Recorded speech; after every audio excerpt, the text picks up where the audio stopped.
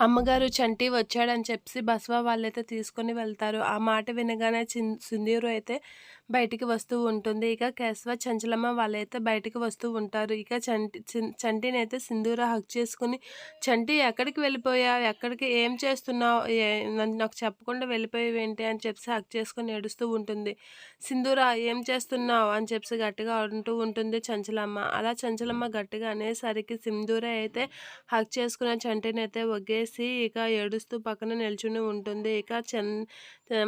పక్కన నిల్చుని ఏడుస్తూ ఉంటుంది. ఇక చంటి అయితే చంచలమ్మతో ఇలా అడుగుతూ ఉంటాడు. "అమ్మగారు మీరు నన్ను పిలిచారా?" అంటే, "నిన్ను పిలిచింది నువ్వు ఇంట్లో పని చేయడానికి కాదురా, నిజాలు తెలుసుకోవడానికి" అని చెప్పి కేశవ గట్టిగా అంటూ ఉంటాడు. అలా అనగానే, "ఏంటి అయ్యగారు" అని అంటూ ఉంటాడు కేశవ. ఆ మాటలకి అందరూ అయితే బసవ వీళ్ళందరూ అయితే చంటిని కొడుతూ ఉంటారు. అలా కొడుతున్న వాళ్ళే అయితే అడుగుతూ ఉంటుంది సింధూర. ఇక చంటి అయితే అలా కింద పడిపోతూ ఉంటాడు. ఇక చంటి చంటి అని చెప్పి ఆపుతూ ఉంటారు. అలా ఆపుతూ ఉన్న సింధూరని అయితే పక్కకు తోసేసి ఇక కొడుతూ ఉంటారు. అలా కొట్టగానే చంచలమ్మ అయితే బయట నుంచి ఇంట్లోపలికి వెళ్ళి గన్న తీసుకొని వచ్చి, "నా కోడలనే పెళ్లి చేసుకుంటావా? నా కోడల మెడలో తాళి కట్టడానికి నీకు ఎంత ఇది ఉంది?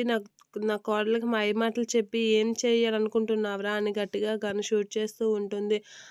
అత్తమ్మ అని చెప్పి సింధూర అయితే గన్ని పైకి పేల్చుతూ ఉంటుంది. అలా చూడగానే చంచలమ్మ షాక్ అవుతూ ఉంటుంది. ఇక కేశవ కూడా షాక్ అవుతూ ఉంటాడు.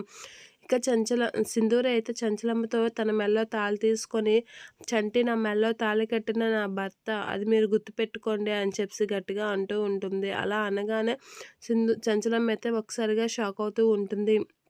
నేను అనుమానం పడ్డాను, అది నిజమేనా అని చెప్పి షాక్ అవుతూ ఉంటుంది. ఇక అది చూసి కేశవ కూడా షాక్ అవుతూ ఉంటాడు. ఇక చంటి అయితే, "ఎంత పని చేశారు అమ్మాయి గారు" అనైతే మనసులో అనుకుంటూ ఉంటాడు. ఇక, "నా భర్తని మీరు ఏమైనా చేస్తే నేను అస్సలు ఊరుకోను అత్తమ్మ, ఆ విషయం మీరు గుర్తుపెట్టుకోండి" అని గట్టిగా అంటూ ఉంటుంది. ఆ మాటలకి చంచలమ్మ అయితే సింధూర తాలికాస్ చూసి షాక్ అవుతూ అలా ఉండిపోతుంది.